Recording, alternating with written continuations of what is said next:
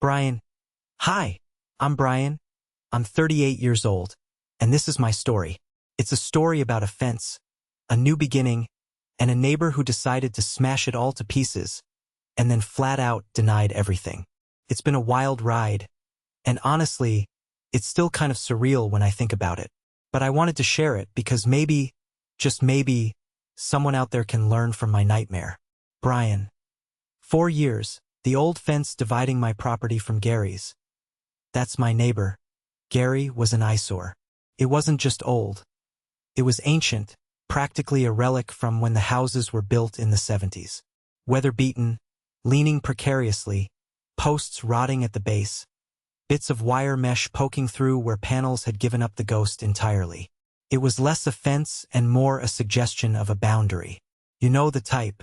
You could practically blow on it and a section would fall over. It wasn't just about aesthetics, though. My wife, Sarah, and we have a golden retriever, Bailey. She's a sweetheart, but she's got that golden retriever energy.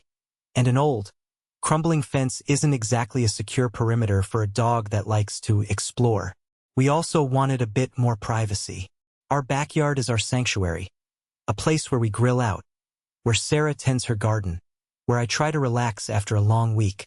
With the old fence, it felt like anyone could just stroll through, or at least see everything we were doing.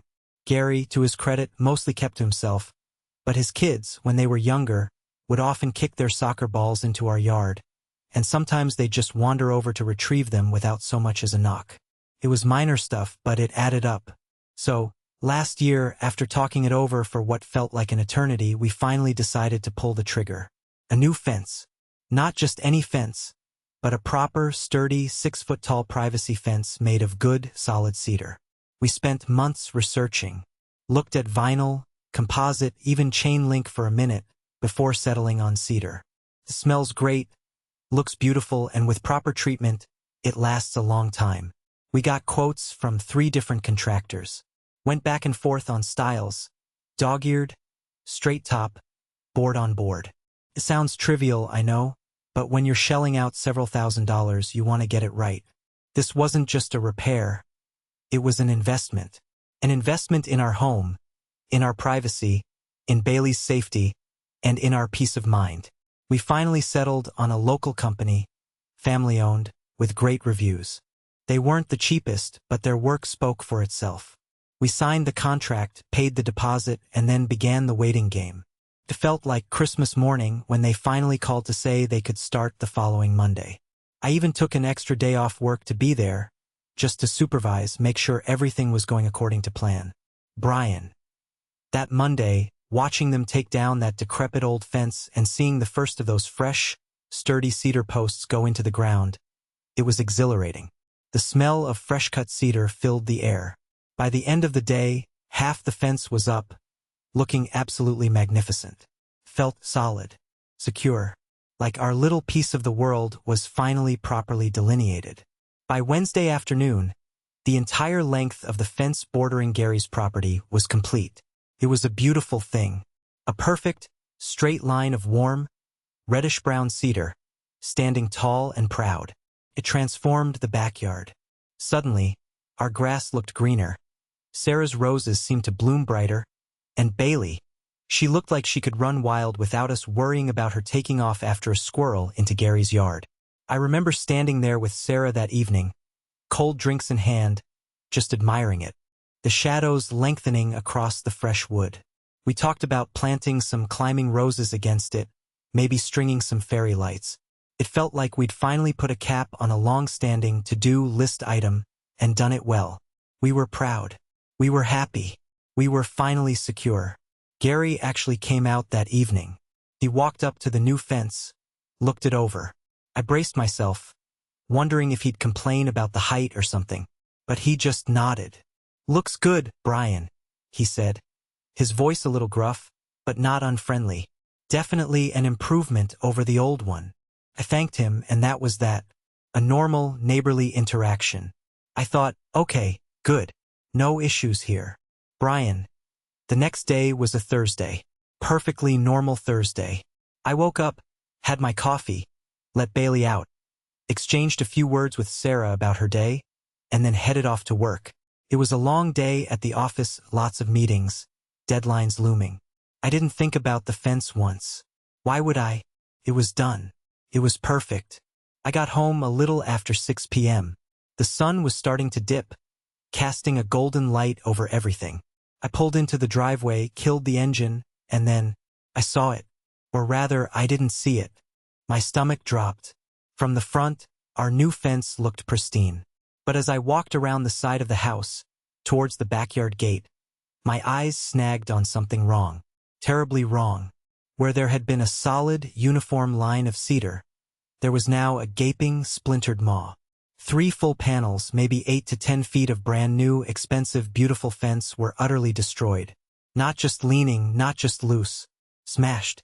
Broken. Splintered into jagged pieces. One post was completely knocked out of the ground, lying flat, the concrete still clinging to its base. Another post was snapped clean in half, its top half dangling precariously from the remaining panels like a broken tooth. It looked like a car had driven through it. But there were no tire marks. No sign of an errant vehicle. Just destruction. Délibérate, violent destruction. Brian. A cold knot tightened in my chest. My breath caught. For a solid minute, I just stood there, staring. My mind raced, trying to process what I was seeing. Was it a storm? No, the weather had been perfectly clear. A tree? No trees nearby, certainly not on Gary's side, that could cause this. Vandalism? In broad daylight, in a quiet suburban neighborhood? It seemed unlikely, and the nature of the damage felt personal. Like someone had taken a sledgehammer to it, or even a vehicle with clear intent. Sarah, hearing me come in, came out to the backyard. Her hand flew to her mouth, a gasp escaping her lips. Brian, what happened? Her voice was laced with shock and a rising panic. I didn't have an answer. My initial shock quickly morphed into a furious, burning anger. This wasn't an accident. This was an act of pure, malicious vandalism. And the only property it bordered was Gary's.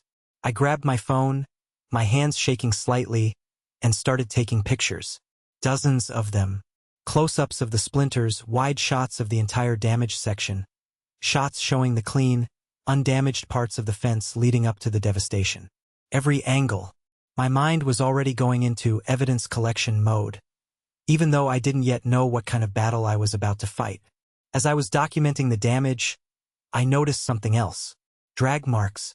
Fresh ones, in the grass on Gary's side, leading directly from the destroyed section of the fence, through his yard, and around the back of his house towards his shed.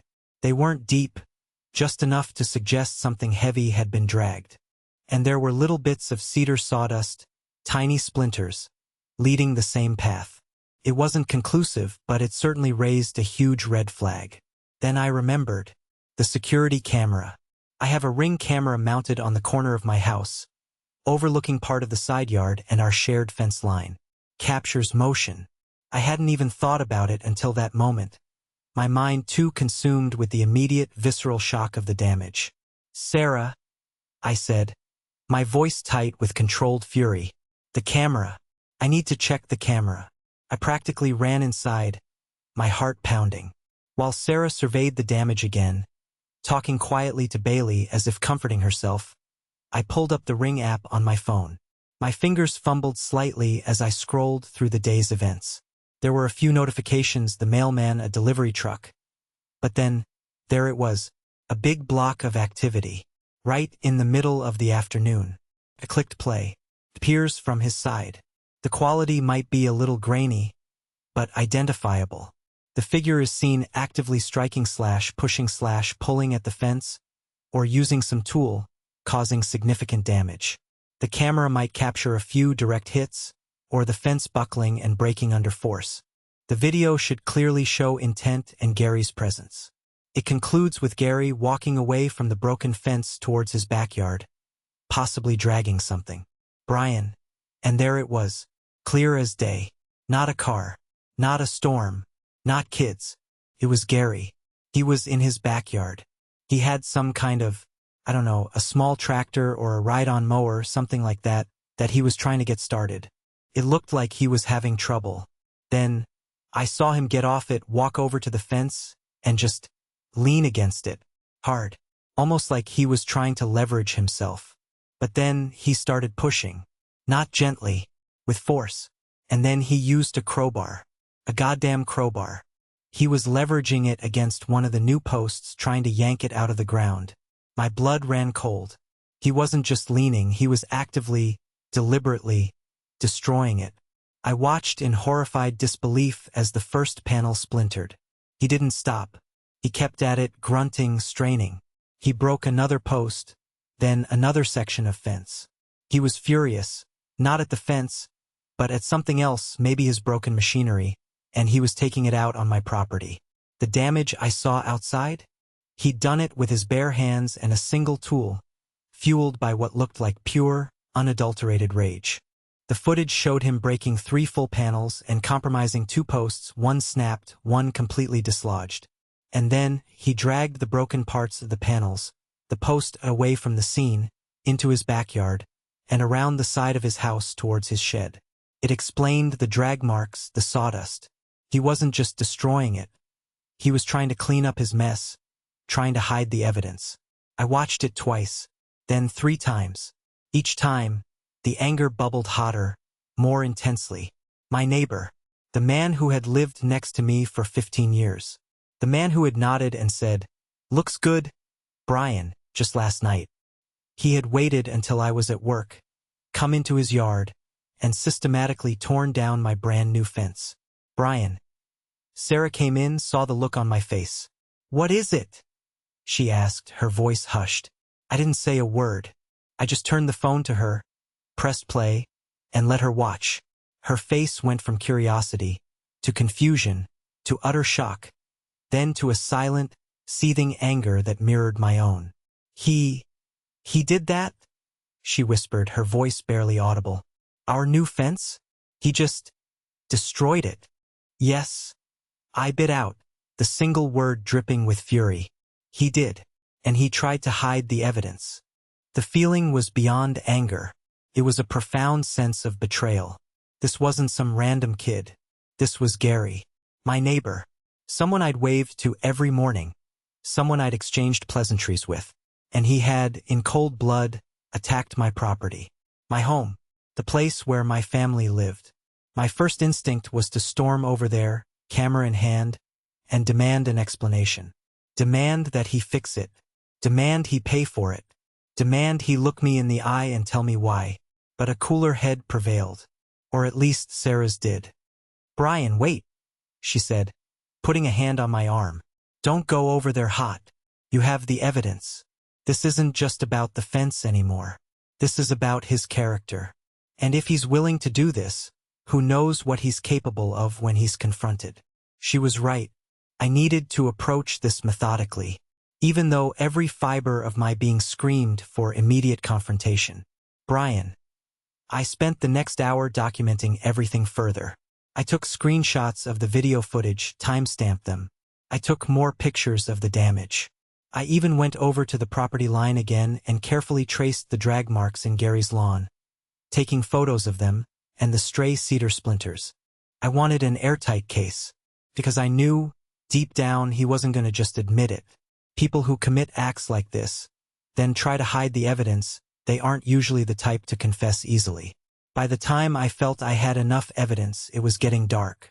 Sarah and I debated. Should I go over there tonight?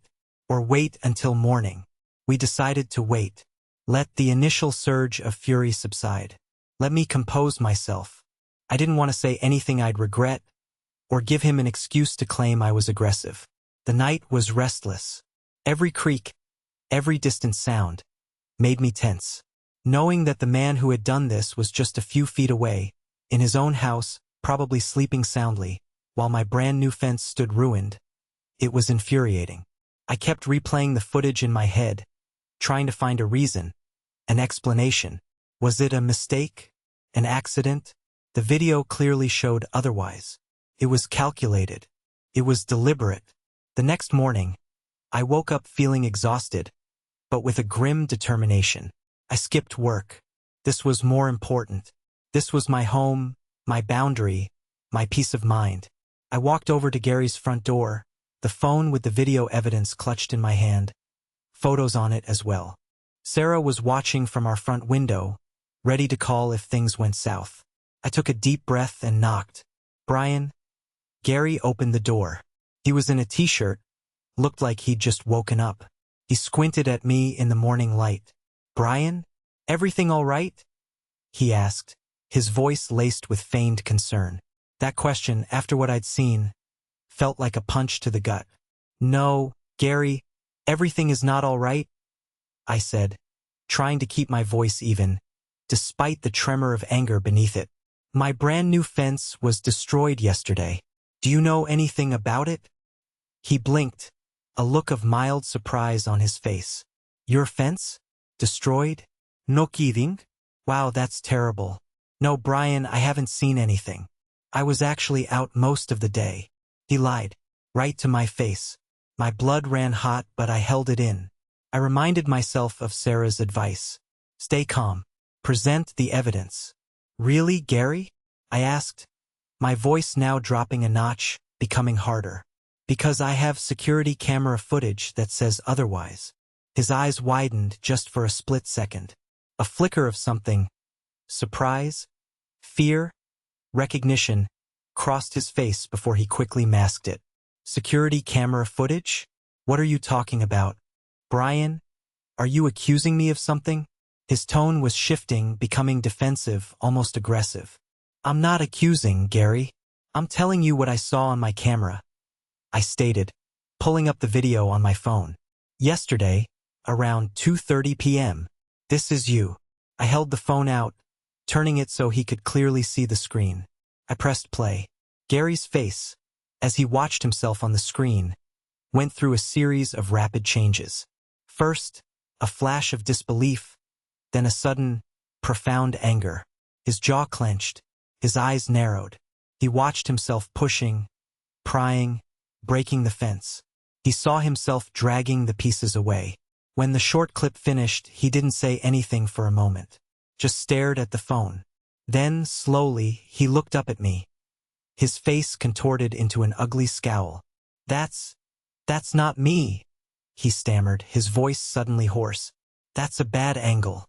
That camera distorts things." I almost laughed. It was so transparent, so utterly ridiculous. "Gary, it's clear as day. That's you, in your yard, breaking my fence with a crowbar, and then dragging the pieces away." I was just leaning on it," he insisted, though his eyes darted away from mine. "It was old, it just fell apart." "Gary?" I said, my voice rising in incredulity. "It was a brand new fence, installed 2 days ago, and the video clearly shows you using a crowbar, actively tearing it down." The denial was infuriating. It wasn't just a denial, it was gaslighting. He was trying to make me doubt my own eyes, doubt my own evidence. The man had just watched himself commit the act, and he was still lying. "I don't know what you're talking about," he blustered, his face turning a mottled red. "You probably photoshopped that video. You're trying to frame me. I don't know why you do that, Brian. We've always been good neighbors." That was it. The absolute audacity, the sheer nerve, the hypocrisy. My self-control finally started to fray. "Good neighbors, Gary? Good neighbors don't destroy each other's property. Good neighbors don't lie to their faces when they've been caught on camera. Why, Gary? Why did you do it?" My voice was loud now, echoing slightly in the quiet morning air. He took a step back, folding his arms. "I didn't do anything. That's a trick. You've got some vendetta against me, don't you?" "What? Because I trimmed my bushes too close to your stupid new fence." He was trying to deflect, to create a false narrative. "No, Gary, it's because you destroyed my fence," I retorted, my anger now fully unleashed. "You think I'm blind? You think I'm stupid? I have you on video, Gary. Now, what are you going to do about it?" He glared at me, his eyes filled with a mixture of fear and defiance. "I'm not doing anything. I didn't touch your fence. You need to get off my property, Brian. Or I'll call the police." The irony was not lost on me. He was threatening to call the police on me, the victim, for confronting him with irrefutable evidence of his crime. "Fine," I said, my voice trembling with suppressed rage. Call them, because I'm calling them too. And I'm showing them this video. I turned, walked away from his door, and back towards my own house, leaving him standing there, fuming on his porch. My heart was pounding, my hands still shaking. The confrontation had gone exactly as Sarah and I had feared. He denied everything, even with the proof staring him in the face. It wasn't just about the fence anymore. It was about the principle. It was about being lied to, disrespected, and gaslit by a neighbor. Brian. The first call I made was to the non-emergency police line. Explaining the situation felt surreal. My neighbor destroyed my brand new fence. Yes, I have him on video. No, he's denying it. The dispatcher sounded weary, like she'd heard it all before. They said an officer would be dispatched when available. About an hour later, a patrol car pulled up. Officer Ramirez, a young guy, professional but clearly not thrilled to be mediating a neighbor dispute. I walked him to the fence, showed him the damage. He took photos. Then, I showed him the video on my phone. His expression, initially neutral, shifted as he watched Gary actively destroying the fence. A slight frown, a nod. He seemed to grasp the gravity of the situation. Okay, Mr. Thompson, he said, handing my phone back. This is pretty clear. I'll need to go speak with Mr. Johnson. He walked over to Gary's house. I watched from my yard, Sarah standing by my side. Gary opened the door, and I saw him gesturing wildly as Officer Ramirez calmly spoke. He was clearly repeating his ridiculous denials. The officer eventually came back to me, shaking his head slightly. Mr. Thompson, Mr. Johnson is adamant he didn't do anything. He claims the fence was already falling down, and he was just leaning against it, and the video is edited or misleading. Officer Ramirez sighed. Look, we've got the video evidence, so there's no doubt he did it. But this is primarily a civil matter. This property damage. Since he's denying it and not offering to pay, our role is mostly to document it for you. We can file a report for you, which I recommend. You can then use that for your insurance, or if you decide to pursue this in small claims court. So, he just gets to deny it, and that's it? I asked, my voice incredulous. Unfortunately, for criminal charges like vandalism, intent can be hard to prove in a he said, she said situation without a confession. The officer explained, though he clearly saw the intent in the video. While the video is strong, if he continues to deny it, we can't force him to pay. We can document, but the next step is usually civil action. You have a very strong case for that, though. A civil matter. That phrase echoed in my head. Another hurdle. More time, more stress, more money. It was infuriating. My neighbor had deliberately destroyed my property, and the immediate consequence from law enforcement was essentially a pat on the head and a suggestion to go through the legal system myself. I thanked Officer Ramirez, and he filed his report. I made sure to get the report number. Brian. The next few days were a blur of frustration and research. I called my homeowner's insurance. They were sympathetic, but the reality hit hard. My deductible was $1,000. The quotes I'd gotten for just repairing that section of fence, not even replacing the entire thing, were coming in at around $1,500 to $2,000. So, if I went through insurance, I'd still be out $1,000 and my premiums might go up. All because of Gary. This wasn't just about the money, though that was a significant factor. It was the principle. It was the feeling of being violated in my own home, the place where I should feel safest. It was the audacity of his denial, the contempt he showed for my property and my peace of mind. I spent hours online researching small claims court procedures in our state. It seemed straightforward enough on paper. Fill out forms, pay a filing fee, serve him the papers, show up, present my evidence. But it was still a daunting prospect. The time off work, the anxiety of a court appearance, the uncertainty of actually collecting if I won. Gary wasn't exactly rolling in money, and even if the court ordered him to pay, he might just refuse. Then I'd have to go through the whole collection process. Living next to him became incredibly awkward. The destroyed fence was a constant reminder. Every time I stepped into my backyard, my eyes were drawn to the jagged, ugly break in what should have been a seamless barrier. And Gary, he started actively avoiding me. He wouldn't make eye contact. If he saw me outside, he'd suddenly find something urgent to do inside, or disappear around the side of his house. The tension was palpable. Our once indifferent but polite neighborly relationship was shattered, replaced by a cold, silent hostility. Sarah worried about escalation. What if he does something else, Brian? What if he tries to retaliate? The thought had crossed my mind more than once. We even considered adding more cameras, pointing them directly at his property, which felt dystopian and awful. But what else could we do? We felt like we were walking on eggshells in our own home. Ultimately, we decided to get the fence repaired immediately, out of our own pocket. We couldn't live with that gaping hole, for security and for our own mental health. We hired the same company that built it, explained the situation. They came out, shook their heads at the damage, and did a fantastic job patching it up. The color of the new wood was slightly lighter, but it would weather and blend over time. The cost was significant, and it stung to pay it, knowing it was Gary's responsibility. Brian, the physical fence is repaired now. It looks good, almost as good as new. But the damage runs deeper than wood and posts. The sense of security, that feeling of peace in our own backyard, it's been shaken.